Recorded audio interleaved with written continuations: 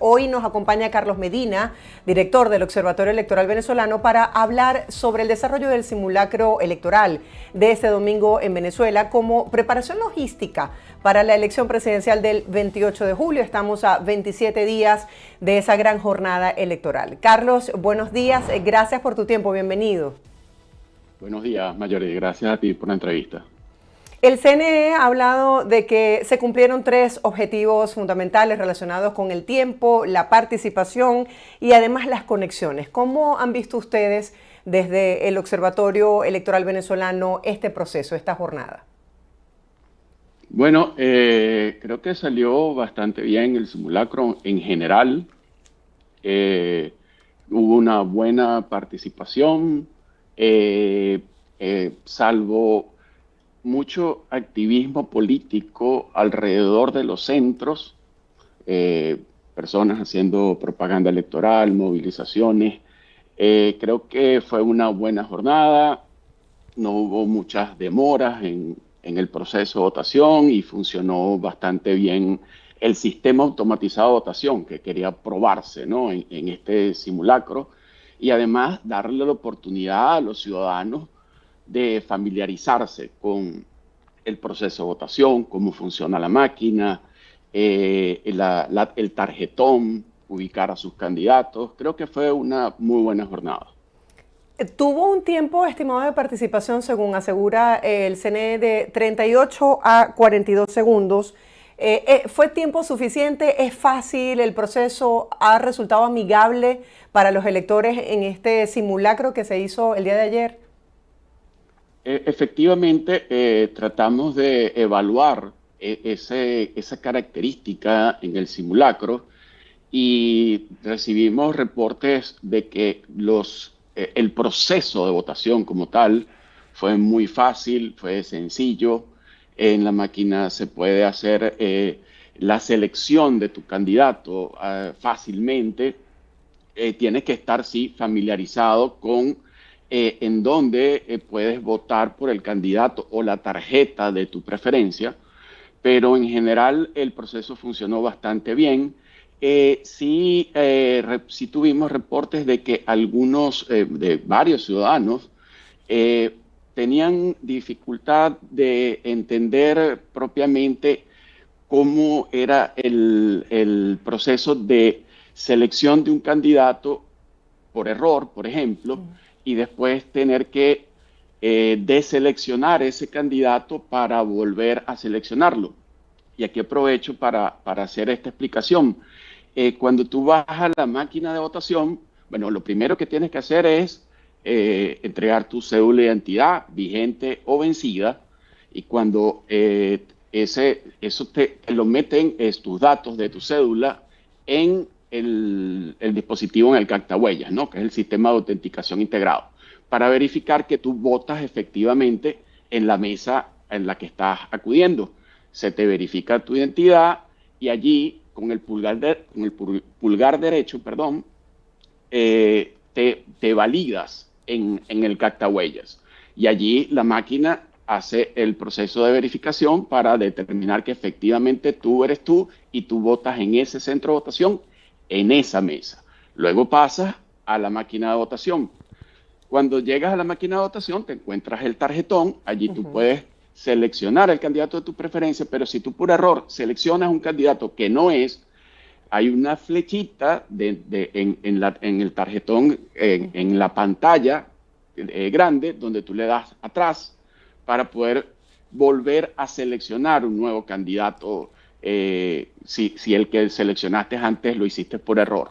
Ahora, cuando le das votar a la máquina, ahí sí ya no hay vuelta atrás. Después que le das votar, la máquina de votación contabiliza tu voto y emite la papeleta con la cual tú puedes verificar que efectivamente el candidato que tú seleccionaste en la máquina es el que te aparece en tu comprobante de votación para luego depositarlo en la caja de resguardo. Esos son unos de los elementos de seguridad que tiene nuestro muy buen sistema automatizado de votación. Carlos, voceros del CNE han dicho que están tomando en cuenta este simulacro para mejorar los puntos que deban mejorar a futuro de cara a las elecciones. Por ejemplo, una campaña informativa robusta donde explique paso a paso todos estos procesos, como lo que estás explicando. El elector se equivocó, necesita darle a la pantalla la opción de retroceder para poder hacer su selección correcta. ¿Haría falta en estos 27 días que restan para los comicios?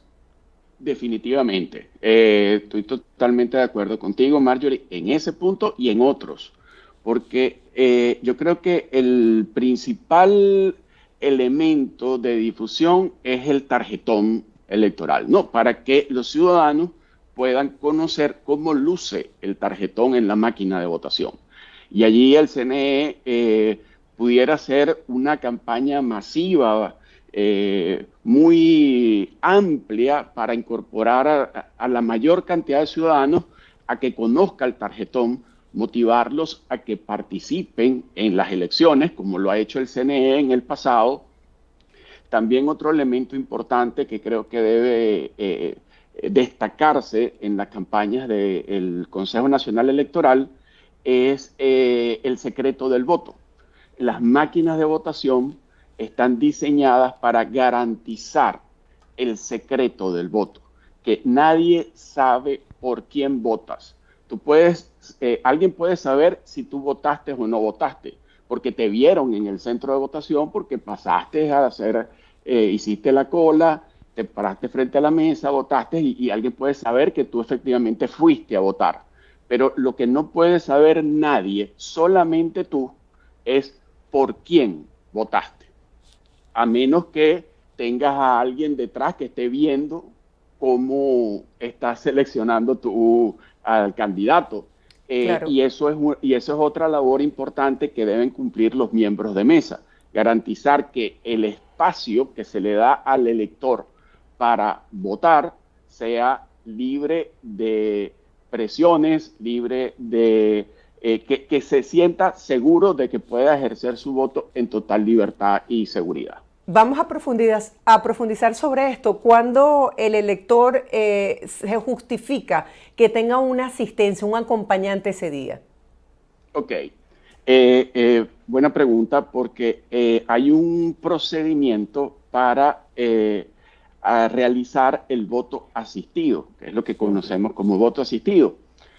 ¿Cómo funciona el voto asistido? El ciudadano, si no se siente en capacidad, porque bueno, hay personas de edad que necesitan ayuda, que puedan tener un acompañamiento para ellos poder, tiene que ser una persona de su confianza para tenerla asistiéndola en este proceso de votación.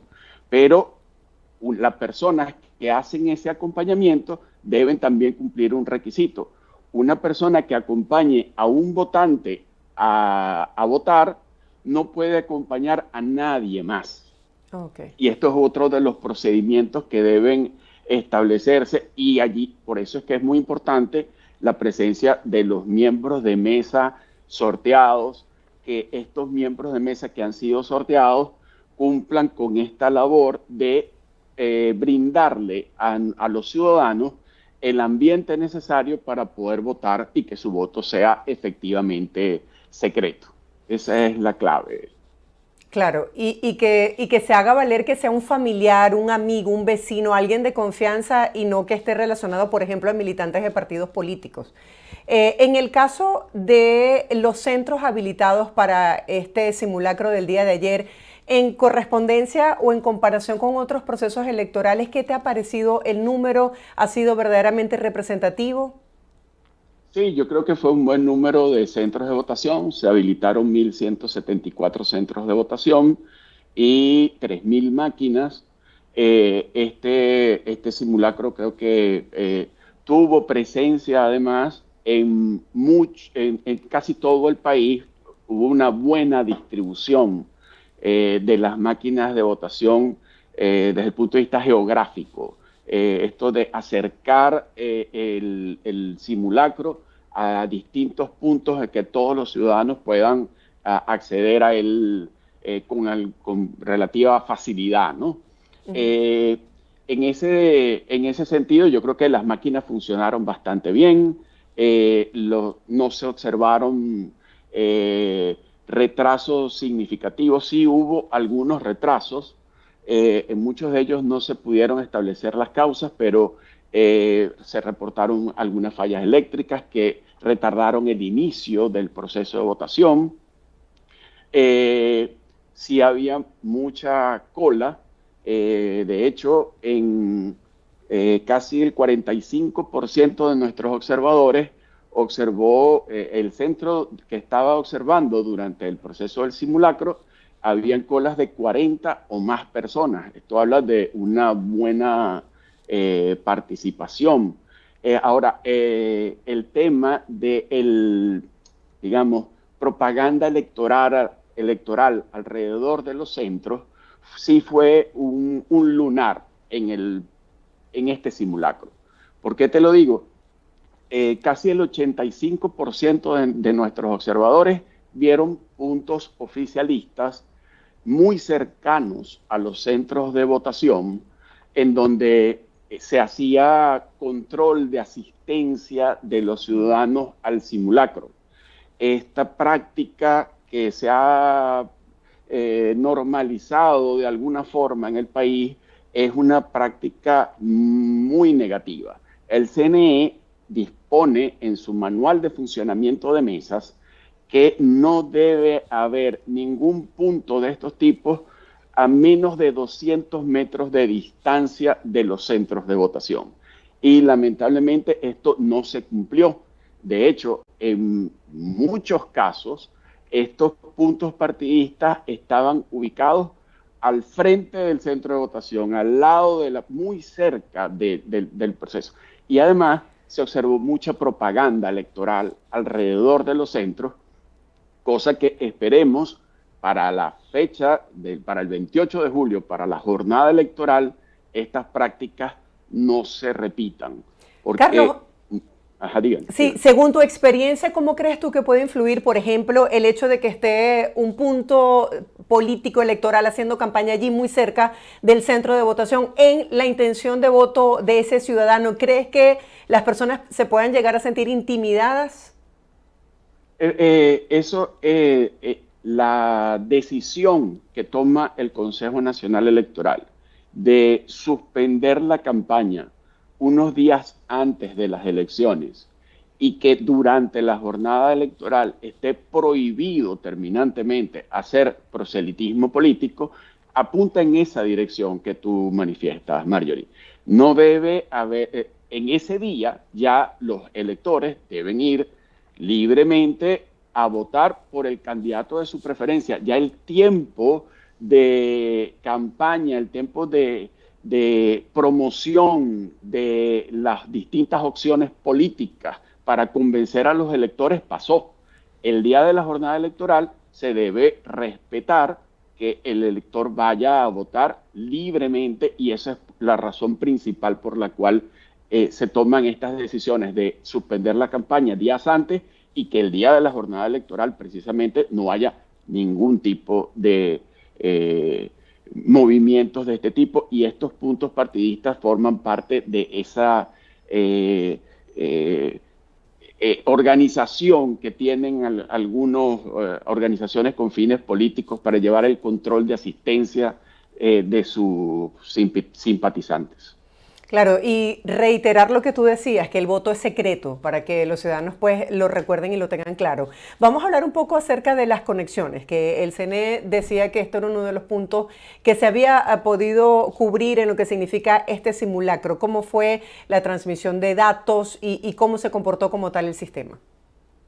Ok, en términos del desempeño de las máquinas y la transmisión, no hemos tenido oportunidad de observar con detalle qué fue lo que ocurrió en el simulacro. Sin embargo, estas máquinas de votación están ligadas al tabla mesa que se audita. Todas las mesas, todas y cada una de las mesas de votación aparecen en un listado que se llama el tabla mesa, donde está el nombre del centro, la dirección del centro, cuáles son los electores que votan en cada una de esas mesas, y ese listado se los comparten a las organizaciones con fines políticos. Eso lo auditan y se puede tener perfecta claridad de que todas y cada una de las máquinas que están listadas allí son las únicas que pueden transmitir resultados al CNE. Y eso después se une con la traza de papel, porque el sistema automatizado de votación ofrece muchas garantías, pero descansa en 4 cosas principalmente, ¿no? Las auditorías que se hacen, las que hacen los técnicos de los partidos políticos. La auditoría ciudadana, que es la que hacemos los ciudadanos a la hora de, al cerrar el centro, para comprobar que los comprobantes de votación se corresponden con lo que sale en el acta de votación.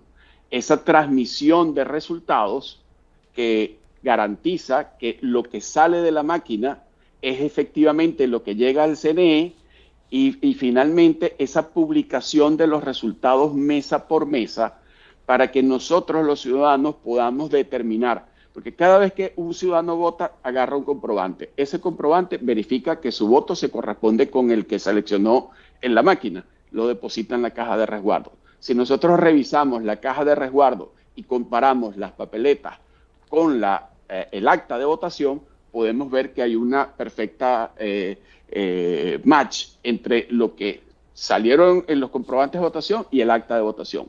Luego eso se transmite, y cuando el CNE republica los resultados mesa por mesa, y por eso es que es muy importante que el CNE publique los resultados mesa por mesa, podemos verificar que todas las actas de las mesas se corresponden con lo que el CNE publicó en su base de datos de recepción, digamos, de actas de votación. Carlos, según toda esta explicación que has dado sobre cómo funciona el sistema automatizado y la transmisión de datos, y tomando en cuenta la altísima participación que se ha pronosticado para el día de las elecciones, ¿cuánto tiempo crees tú que se puedan tardar el CNE para dar, por ejemplo, un resultado preliminar? ¿Te refieres al día de la elección? Al día de las elecciones, sí, sí, correcto. Mira, el tiempo que se tarda el CNE es una decisión que ha tomado el Consejo Nacional Electoral en el pasado de dar resultados que conocemos como irreversibles. ¿A qué nos referimos con esto? Cuando hay 2 candidatos, supongamos que hay 2 candidatos, y la diferencia entre los 2 candidatos es mayor que el número de votos que falta por ser escrutado, ahí ya tienes una clara demostración de que efectivamente el candidato que va de segundo no va a poder alcanzar nunca al que va de primero, porque si tuviera todos los votos que faltan por escrutar, no le alcanza para llegarle a ganar al que va de primero. Eso es lo que se conoce como un resultado irreversible. ¿Qué ocurre? Que el tiempo para dar los resultados depende mucho de cuánto sea esta brecha que hay entre los candidatos y esta decisión que ha tomado el CNE de dar los resultados cuando son totalmente irreversibles. Esperemos que el CNE dé un boletín muy pronto en la noche para que se conozcan los resultados, porque tenemos una altísima transmisión de todos los resultados de todas las mesas esa noche. Pero esto otra vez es una variable aleatoria, porque depende de cuánta gente esté votando. Recuerda que en nuestro país los centros de votación cierran una vez que termina de votar el último elector en cola. Y entonces el cierre de los centros de votación también depende de esa afluencia de votantes hacia el final de la tarde, ¿no? Que si ya no hay electores en cola, pueden cerrar la mesa e inmediatamente proceder al escrutinio, a la verificación ciudadana, para hacer la transmisión de resultados. Por eso es que siempre la recomendación es que la gente vaya temprano a los centros de votación. Hablando acerca de este tema de los resultados, Yanni Escobar nos escribe por YouTube y nos pregunta, ¿quién ganó el simulacro del día de ayer? Los resultados del simulacro no se publican. Esos resultados, digamos, en esta ocasión se usó la interfaz original que va a ser utilizada el 28 de julio. En otros simulacros se ha usado candidatos ficticios, opciones ficticias, para poder probar la máquina sin necesidad de mostrar el tarjetón. Yo creo que esto ha sido una buena práctica, en mi opinión, tener el tarjetón original para que también los ciudadanos se familiaricen con ese tarjetón, que fue una de las cosas que hablamos anteriormente. Pero los resultados del simulacro no se publican, de hecho no son representativos de lo que puede ocurrir el 28 de julio, porque en este simulacro participa un número reducido de personas. Acuérdate que aquí tuvimos 3.000 mesas, pero el 28 de julio vamos a tener 30.000 mesas.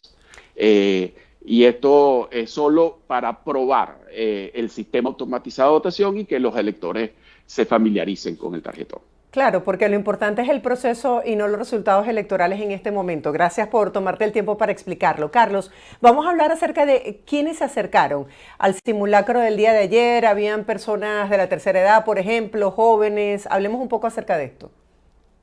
Mira, sí, había de todo un poco. En unos centros más concentración de personas de la tercera edad, en otros centros estaba un poco más mezclado. Sí hubo una alta participación de personas de la tercera edad. Creo que fue bastante diverso el grupo, pero si tuviera que decir una respuesta concreta, porque eso no lo medimos exactamente, Claro. Hubo una más alta concentración de personas de tercera edad en el simulacro que celebramos ayer. Esto también se corresponde con lo que tenemos en el país actualmente. Recuerda que durante las jornadas de registro no hubo una amplia puesta en marcha de una infraestructura amplia en todo el país para que principalmente jóvenes que no se han inscrito en el registro electoral pudieran hacerlo. Esto también, estos son consecuencias de no haber hecho esa tarea adecuadamente. Si hubiésemos tenido más puntos de inscripción en el registro electoral y una campaña de motivación también del CNE para motivar a los jóvenes que extrañamos mucho durante las jornadas de actualización del registro electoral, hubiésemos tenido también quizás una participación mayor de jóvenes. Pero sí habían jóvenes también participando en el simulacro. Jóvenes que incluso iban a votar por primera vez y conocieron el tarjetón el día de ayer y la máquina de votación durante el simulacro. En comparación con otros procesos electorales, ¿cómo te ha parecido la participación hasta este momento de los jóvenes? Porque, por ejemplo, en temas de simulacro electoral, en otras oportunidades se ha hablado acerca del liderazgo que habían asumido los jóvenes. ¿Cómo has visto la participación de la gente joven en Venezuela en este proceso? Mira, la gente joven se ha ido activando a lo largo de los meses de estos últimos tiempos. Digamos que desde hace un año, antes de un año, nosotros en el Observatorio Electoral Venezolano visitamos algunas universidades en el país a tener charlas con los jóvenes para motivarlos a inscribirse en el registro electoral y explicarles cómo funciona. Y allí en esas jornadas sentimos cierta animadversión de algunos y cierta recelo de otros. Sin embargo, hemos visto que a lo largo de estos últimos meses los jóvenes se han activado y se han incorporado, que es una muy buena noticia, al proceso electoral, a trabajar en estos temas de democracia y pendientes de votar, que es muy importante también. Esperemos que el 28 de julio los jóvenes asistan masivamente, hablen con sus amigos, hablen con sus compañeros y convénzanlos de que efectivamente el derecho al voto es uno de los principales derechos que nos ofrece la democracia y tenemos que tratar de cuidar la democracia, tenemos que tratar de participar para mejorar también la democracia en el país. Para la gente que se va sumando a la transmisión, Carlos, me gustaría que hicieras un resumen, por ejemplo, de los puntos que el CNE pudiese mejorar. La gente que se va sumando a la transmisión en este programa, porque señalaron que de lo que fue el simulacro de ayer, ellos van a analizar los aspectos que se puedan mejorar de cara a las elecciones del 28 de julio. ¿Cuáles serían para ti esos puntos claves? Una muy buena campaña de difusión en la cual se le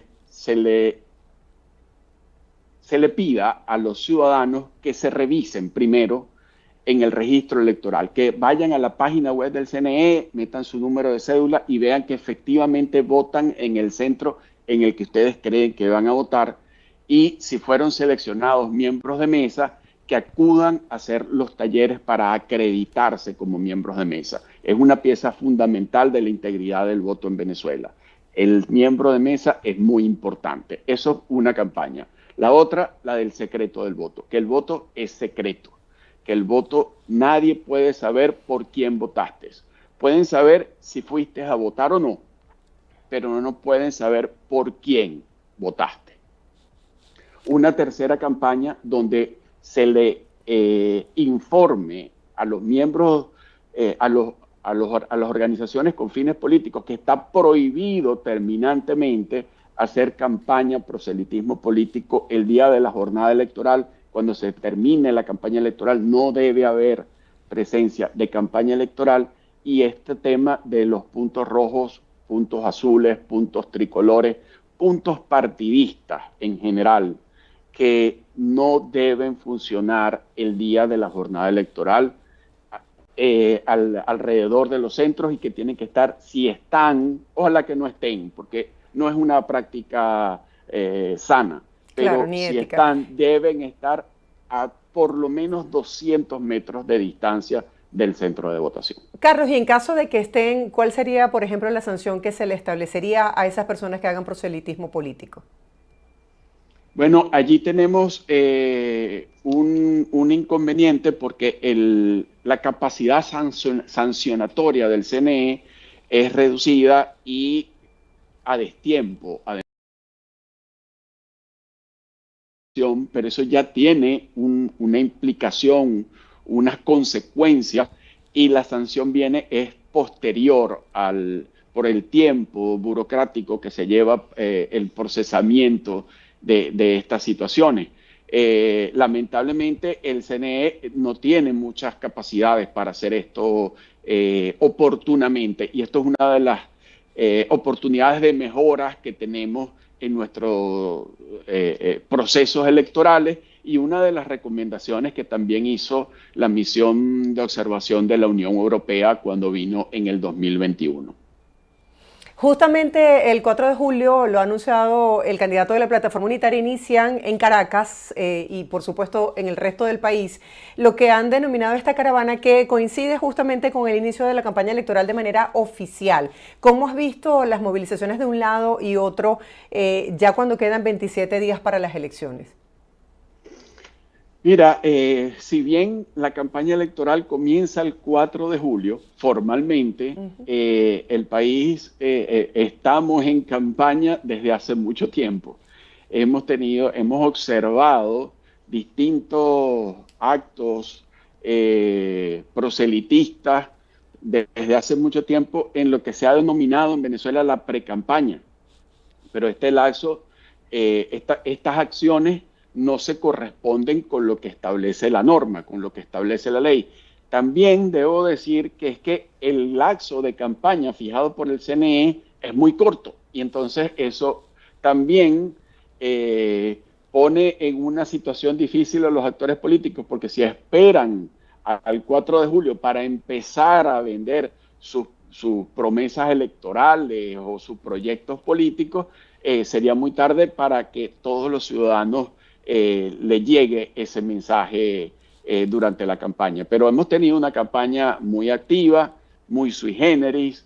Hemos visto, bueno, muchas movilizaciones de distintos actores políticos, de distintas organizaciones con fines políticos, Y creo que a partir del 4 de julio esto va a incrementarse, ¿no? Y va a ser mucho más visible en todo el país. ¿Cómo ha estado cumpliéndose el cronograma electoral hasta este momento? El cronograma electoral tiene una particularidad, Marjorie, que es que el tiempo desde la convocatoria de la elección hasta la elección propiamente dicha fue muy corto. Además, innecesariamente, porque como sabemos, las elecciones son el 28 de julio, pero pudieron haber sido fijadas en septiembre o en diciembre, como normalmente ocurre en el país, para poder ejecutar todas las actividades del cronograma electoral con más holgura, con más tiempo, con más planificación. ¿Qué ha ocurrido con este cronograma electoral? Al tener un tiempo muy corto, se han visto el desarrollo de actividades que no se han cumplido en los tiempos correspondientes. Un ejemplo de esto es este propio simulacro. En el cronograma electoral original, este simulacro debía realizarse el 16 de julio. Y por distintas razones que el CNE tampoco ha explicado mucho, movió esa fecha del simulacro del 16 para el día de ayer. Este tipo de cambios en las fechas de las actividades no son una buena noticia porque el cronograma electoral debe ejecutarse con rigurosidad. El cronograma electoral es muy importante para darle garantía a todos los actores políticos de qué se va a hacer, cuándo se va a hacer y cómo se van a llevar a cabo cada una de las actividades. Y en ese sentido, el cumplimiento del cronograma electoral no ha sido el mejor. No ha sido el mejor, sin embargo, las actividades se han ido desarrollando y hasta ahora hemos tenido conocimiento de que se completan y se hacen efectivamente, aunque a destiempo. El tema del registro electoral, esto de que se cambiaron la infraestructura del tablamesa, se habían planificado originalmente unas 28,000 mesas, ahora vamos a tener 30,036, eso genera cambios en los miembros de mesa, eso genera dificultades y por eso es que el cronograma electoral, el cumplimiento del cronograma electoral es tan importante y en esta ocasión no ha sido bien ejecutado ese cronograma electoral. Carlos, gracias por este completo balance de lo que fue el simulacro el día de ayer, el simulacro electoral y de todo el proceso, cómo ha venido cumpliéndose hasta el día de hoy. Estaremos muy atentos a nueva información. Feliz día para ti. No, muchas gracias a ti y a toda tu audiencia, Marjorie. Un abrazo. Gracias, un abrazo para ti también. Era Carlos Medina, director del Observatorio Electoral Venezolano.